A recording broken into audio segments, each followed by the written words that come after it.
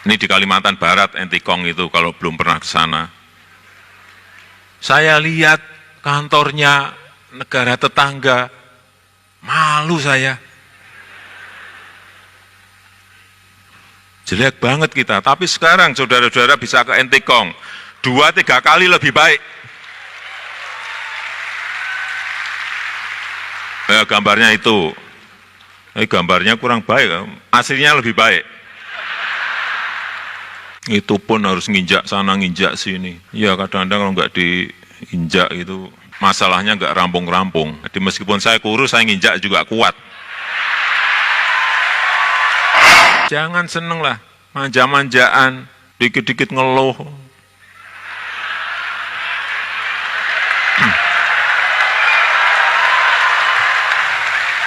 Saya awal 2015, saya datang ke Wamena. Saya datang ke yang kabupaten yang di atas-atas, di Nduga.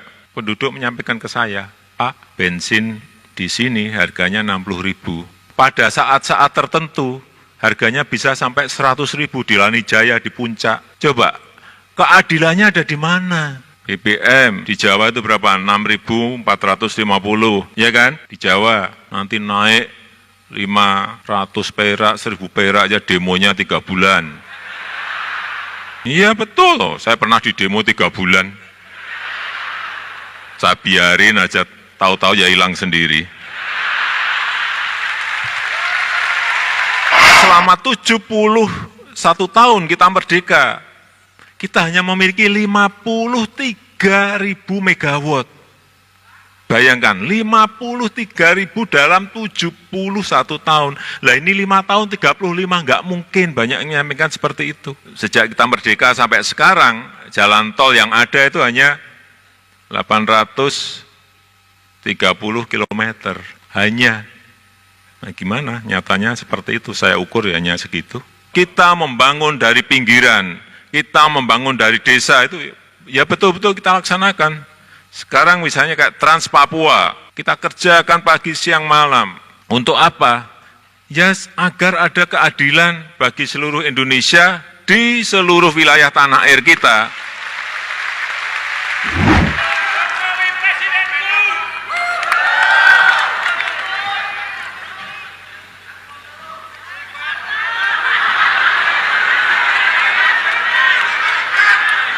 Assalamualaikum warahmatullahi wabarakatuh.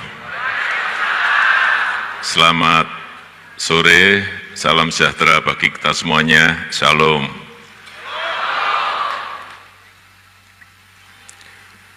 Yang hadir di sini, berapa tadi? 2.500. Mau nonton konser.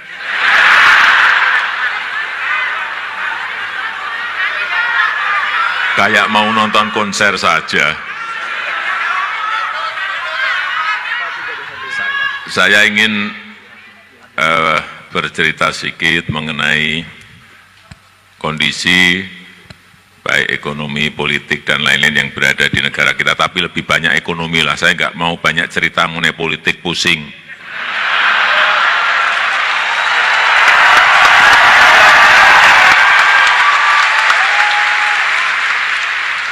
Cerita ekonomi saja.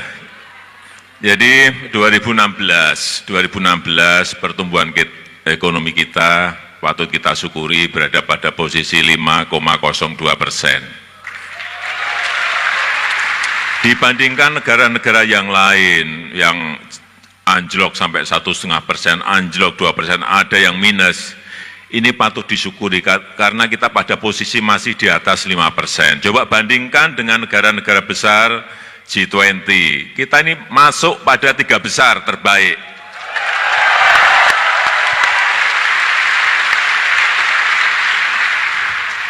Kalahnya hanya oleh India sama Tiongkok.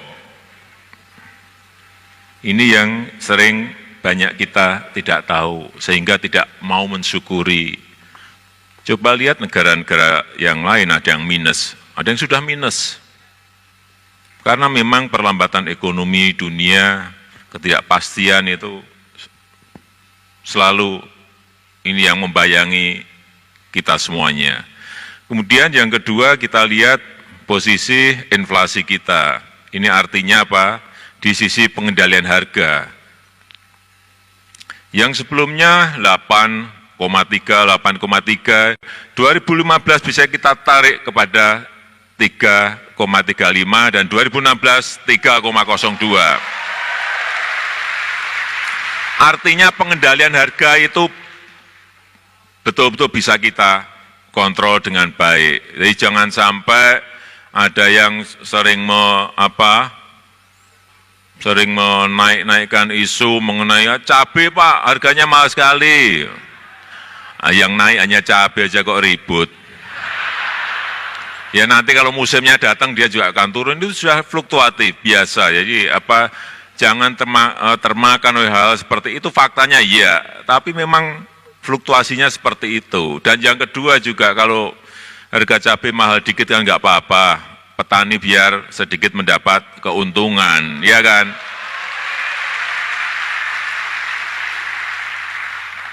Paling sehari buat sambal kan sekali, atau seminggu 2 kali kan.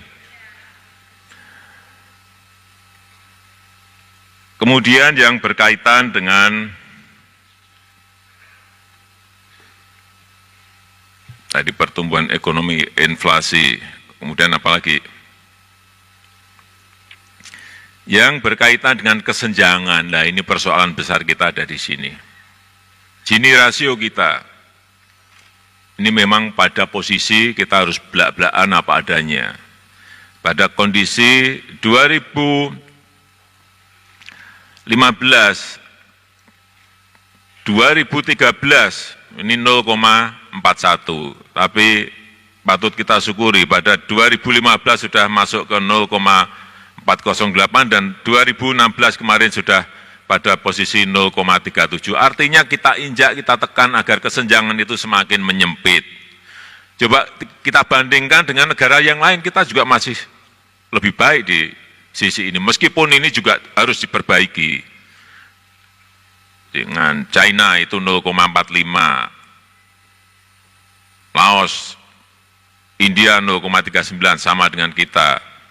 Coba Thailand 0,41, Malaysia 0,47. Artinya kita lebih, Filipina 0,44, kita lebih baik. Tapi ini yang harus diperbaiki, yang harus dibenahi. Nah, ini sekarang masalah yang berkaitan dengan infrastruktur. Anggarannya memang meloncat sekali. Dan kita ingin dalam 5 tahun ini fokus kepada infrastruktur karena kita sadar ini adalah basic, menjadi dasar bagi pergerakan ekonomi ke depan. Anggarannya tadi dari 177 ke 2017 sudah 2 kali, 346. Memang melonjak karena kita ingin fokus, tidak ingin anggaran itu dibagi-bagi kecil-kecil di semua kementerian, enggak. Fokus ke sana saja, agar gampang ngeceknya, gampang ngawasinya, gampang ngontrolnya. Jadi kalau banyak yang menyampaikan, Presiden Jokowi ini terlalu ambisius, ya ambisius, kerja harus ambisius. Misalnya pembangkit listrik 35.000 megawatt dalam 5 tahun. Banyak yang menyaksikan nggak bisa Pak, sulit Pak. Ya jangan ngomong di depan pesimis seperti itu, dikerjakan dulu. Ya kan? Kerja kok pesimis. Kerja itu harus optimis. Perkara nanti selesai atau tidak selesai, itu nanti di akhir. Dilihat, kalau nggak selesai, problemnya apa, sebabnya apa, masalahnya apa. Tapi kalau orang kita itu diberi target sedikit, nanti dapatnya juga sangat sedikit gitu loh. Kita selama 71 tahun kita merdeka, kita hanya memiliki 53.000 megawatt. Bayangkan, 53.000 dalam 71 tahun. Lah ini 5 tahun 35, nggak mungkin banyak yang menyampaikan seperti itu. Tapi nanti misalnya tidak selesai 35.000, selesai 25.000 pun itu sebuah pekerjaan yang luar biasa loncatannya. Dan saya meyakini ya di atas itu masih bisa. Ini kita masih punya waktu 2,5 tahun lebih.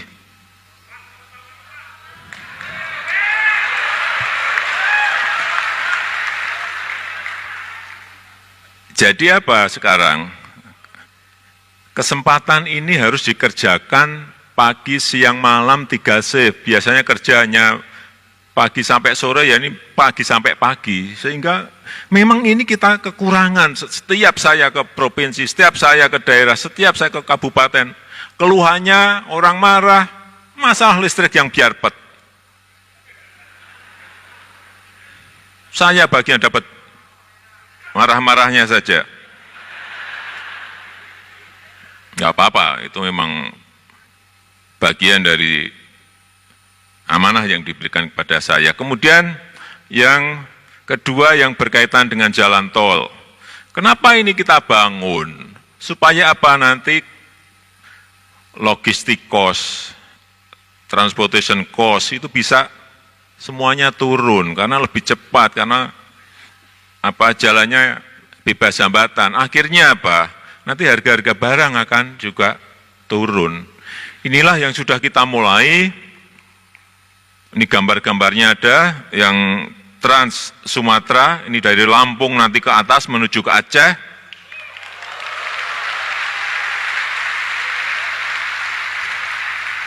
Jadi sering orang menyaksikan, Pak paling-paling groundbreaking, setelah itu enggak dimulai, ya silakan, saya ada gambarnya, enggak percaya datang saja ke Lampung, ke Palembang. Apakah sudah jadi seperti di gambar ini atau tidak? Karena ini setelah groundbreaking, hampir berapa? 5 kali saya datang, saya datangi lagi. Saya cek lagi. Jadi yang kerja juga merasa diawasi. Kalau begitu kita groundbreaking, kita tinggal, nggak pernah kita awasi.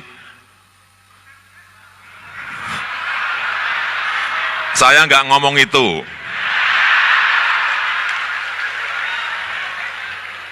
Jadi memang kerja itu harus diawasi, sehingga orang bekerja itu merasa ada yang ngontrol. Ini yang sering tidak dilakukan.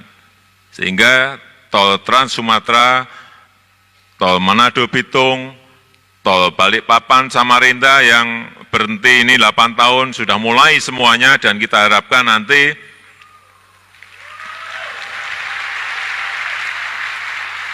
bisa, ya kita ukur setelah 5 tahun diukur berapa kilo. Nanti akan kelihatan, karena sejak kita merdeka sampai sekarang, jalan tol yang ada itu hanya 830 km. Hanya.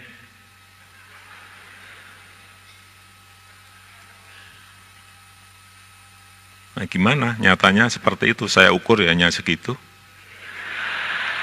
Kemudian pembangunan jalur kereta api, sama. Saya selalu memutuskan, karena ini keputusan politik, misalnya jalur kereta api di Sulawesi, itu rencananya sudah ada dan bertahun-tahun, nggak pernah diputuskan, ya nggak mulai-mulai.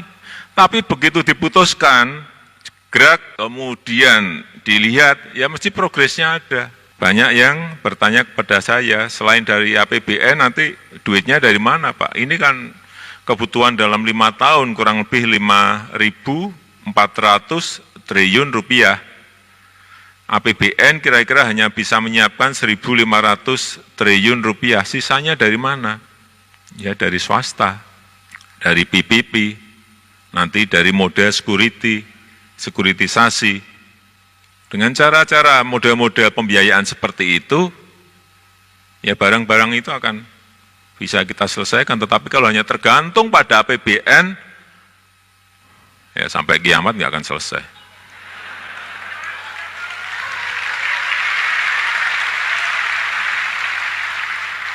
Ya padahal rakyat butuh. Provinsi butuh pelabuhan, provinsi butuh airport, provinsi butuh jalan tol. Kalau kita hanya mengandalkan dari APBN, ya nggak akan kita miliki sampai. Saya nggak ngomong itu. Jadi contoh misalnya pelabuhan baik yang besar, yang sedang maupun yang kecil.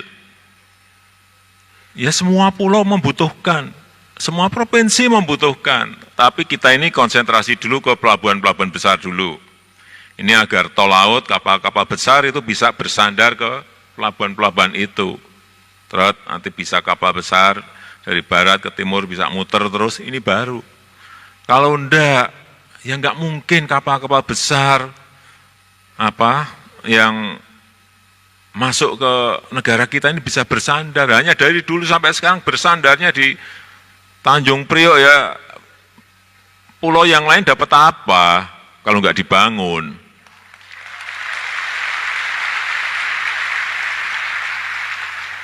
Sehingga kita bangun Kuala Tanjung di Sumatera Utara, kemudian Tanjung Priok, Newport, Makassar, Newport, yang Sorong masih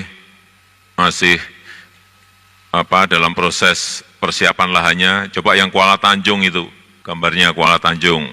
Nah, ini sudah selesai kira-kira 68%. Kita kerjakan di awal 2015. Nyatanya kalau kita bekerja, kita cek terus, kita press agar mereka bekerja benar, ya nyatanya orang-orang kita ini bisa.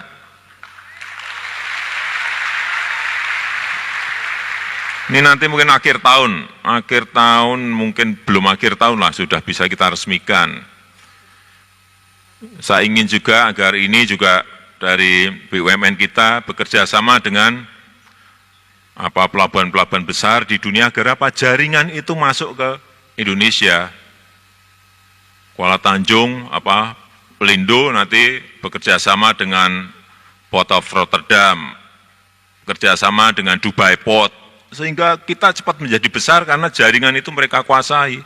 Kalau kita sendiri juga sulit untuk menguasai pelabuhan-pelabuhan besar seperti itu, karena perlu keahlian dalam manajemen, perlu keahlian dalam menggarap, mengelola logistik yang akan masuk ke Indonesia, bukan hal yang mudah.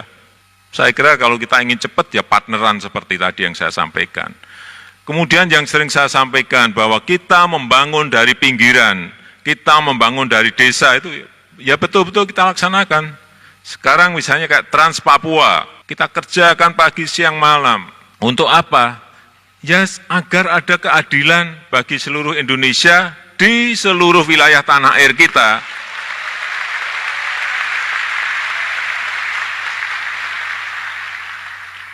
Ya mungkin masih berapa yang belum kita aspal di Papua.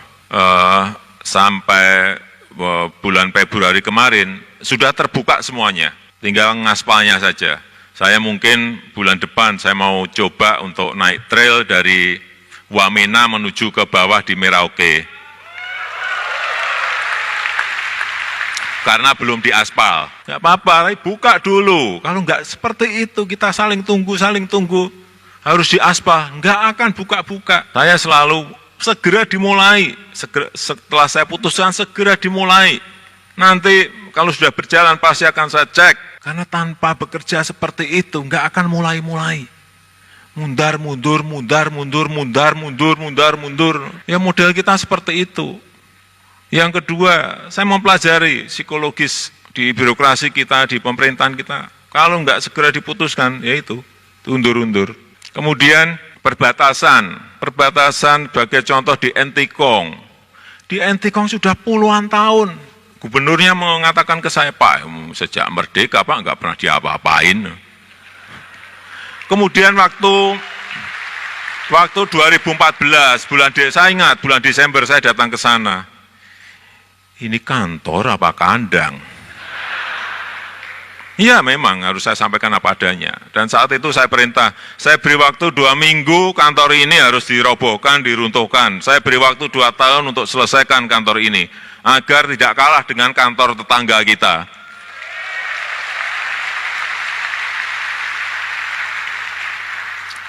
Ini di Kalimantan Barat, Entikong itu kalau belum pernah ke sana. Saya lihat kantornya negara tetangga, malu saya. Jelek banget kita, tapi sekarang saudara-saudara bisa ke Entikong, 2-3 kali lebih baik. Ya, gambarnya itu, gambarnya kurang baik, aslinya lebih baik. Kemudian yang di Nusa Tenggara Timur, saya di Matoain, di Mutamasin, saya datangi ke sana, sama saja. Saya nengok yang di sebelah, negara sebelah, saya tengok, kita kalah. Kantornya kayak kantor kelurahan, di kotak-kotak itu. Saya perintah sama, 2 minggu ini diruntuhkan dan saya minta, saya beri waktu 2 tahun kepada Menteri PU ini selesaikan dan saya minta lebih baik dari yang di sana. Karena apa? Karena sebelumnya itu warga kita banyak yang foto di kantor mereka. Saya dengar itu malu saya. Setelah diruntuhkan, kemudian sudah kita resmikan bulan Januari yang lalu. Gambarnya coba yang Mutamain. Nah,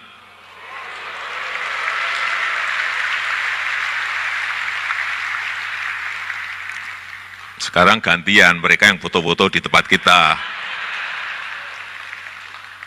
Itu Mutamain, Mutamasin, itu, aduh kantor kayak gitu udah.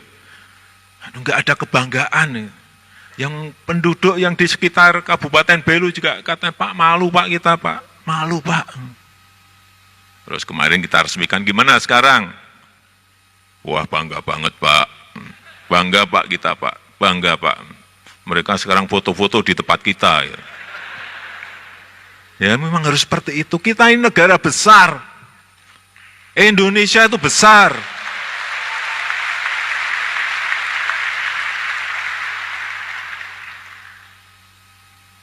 Dan kita tuh sering, ya, kita itu diajak sakit itu kadang-kadang,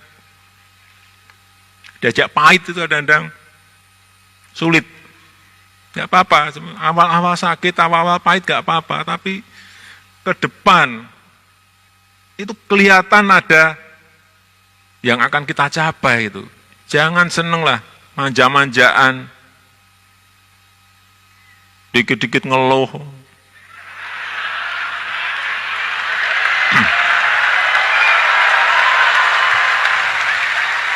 Enggak, rakyat memang harus berani pahit, berani sakit tapi bareng-bareng gitu.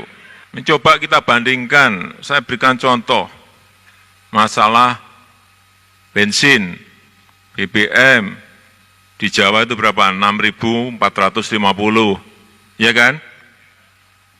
Di Jawa, nanti naik 500 perak, 1.000 perak aja demonya 3 bulan. Iya betul, saya pernah di demo 3 bulan. Saya biarin aja, tahu-tahu ya hilang sendiri.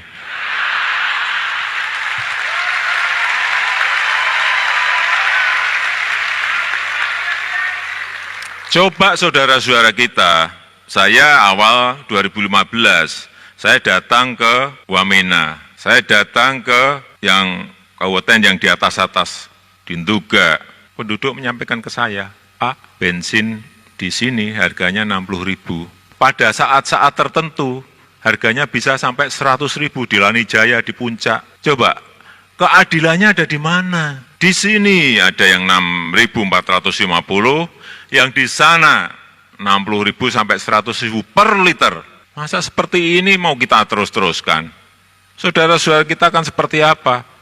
Kuncinya ternyata mudah, beli pesawat khusus untuk BBM. harganya 800 miliar. 1,5 tahun yang lalu sudah saya perintah, saya ingin di Papua harganya sama seperti yang di Jawa.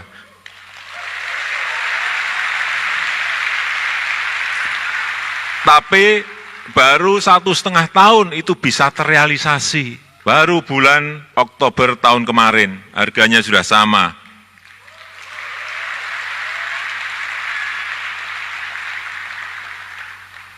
Itu pun harus nginjak sana, nginjak sini. Ya kadang-kadang kalau nggak diinjak itu,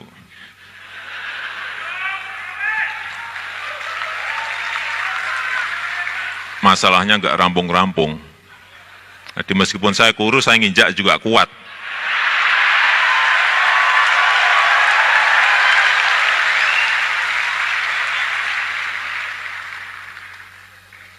Saya di Papua yang belum berhasil semen. Semen di Jawa itu harganya 70.000. Di Papua, di Wamena yang atas, Lanijaya di puncak dan sekitarnya, harganya berapa? 800.000. Jangan wow dulu. Dan di atas Wamena harganya 2,5 juta per sak. Tahun depan.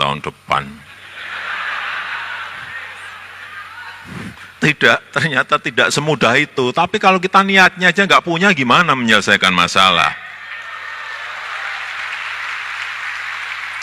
Beri saya waktu, pasti akan ketemu solusinya.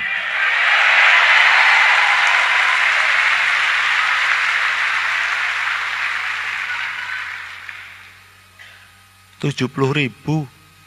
Yang di sana 2,5 juta, coba. Ya saya injek pasti. Itu masalah harga.